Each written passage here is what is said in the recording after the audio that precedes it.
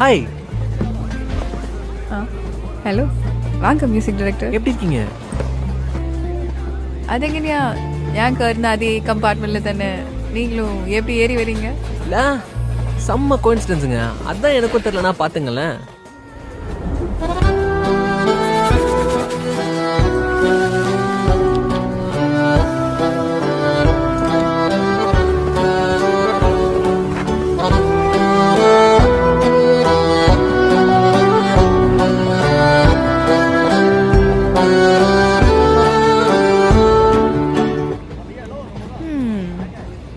பாட்டா கேட்டுட்டு இருந்தீங்க.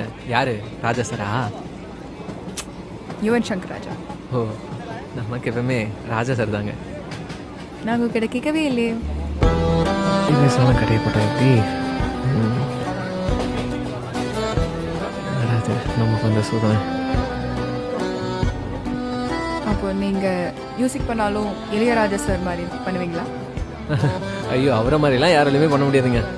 ஆக்சுவலி நானும் கொஞ்சம் பாட்டெல்லாம் பண்ணியிருக்கேன். பட் என்னால் பெருசாக அதை ப்ரொமோட்லாம் பண்ண முடியல. காசு வேணும்ல. அப்படியா? மியூசிக் வச்சிருக்கியா? கேட்குறீங்களா? சாரி யுவன், நான் கொஞ்சம் டேக் ஓவர் பண்ணிக்கிறேன்.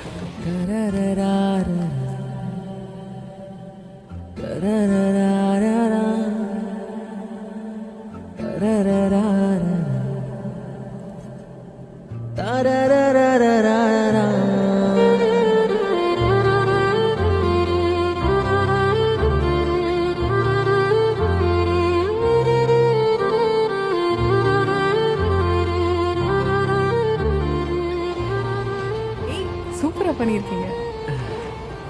Best of luck. தேங்க்ஸுங்க. கண்டிப்பாக നിങ്ങളെ വലിയൊരാളാവാൻ പോവാ.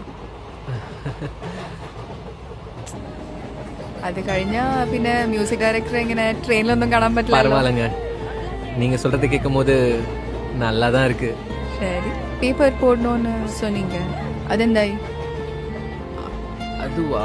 அது டே போடா, நீயும் வேணாம் வேலையும் நல்லா தான் போகுது. நல்லா தான் போகுது. நல்லா தான் போயிட்டு இருக்கு. சரி, ஸ்டேஷன் வந்துடுச்சு, ഞാൻ சரிங்க വരാം. சரிங்க, பாய். நான் இப்போ இவகிட்ட எப்படி சொல்லுவேன் வேலையை விட்டேன், 2 வாரமா உன்னை பார்க்கறதுக்கு தான் ட்ரெயினில் வந்துட்டு இருக்கேன்ட்டு. ஐயோ, இப்படியே போனால் வேலைக்கு ஆகாதுரா. இப்படியாச்சும் அவளை பிடிச்சிருக்குன்னு சொல்லிடுறா. அவள் நம்பரையாச்சும் கேட்டு வாங்கணுமே. 4 வாரமாக தான் தெரியும்.